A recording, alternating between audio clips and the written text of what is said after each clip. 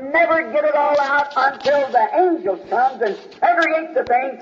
Hatikwanisi kubva mazviri kusvikira vatumwa vauya kuzozvipatsanura. And God takes his children to the kingdom, and the carriers will be burned. Uye Mwari watora vana vake kuumambo hwake, uye mashavu ozopiswa.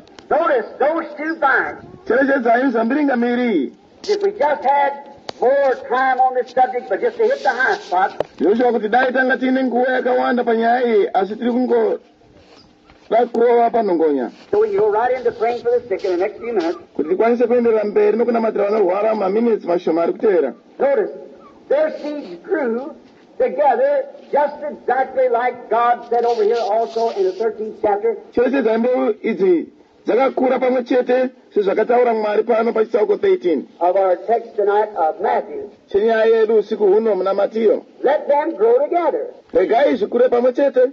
Now Cain went to the land of Nod, Zvino Kaini akaenda kunyika yeNodi, found himself a wife and married, akazviwanira mudzimai akaroora, and Abel was slain, and God raised up Seth to take his place, uye Abheri akaurawa. Zvino Mwari akamutsa Seti kuti atore nzvimbo yake, and the generations started moving on between right and wrong. uye zvizvarwa zvakatanga kuenderera mberi pakanaka nevakaipa.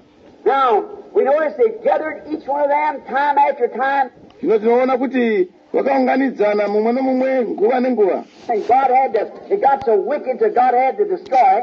uye Mwari vakaipa zvakanyanya kusvikira Mwari akavaparadza.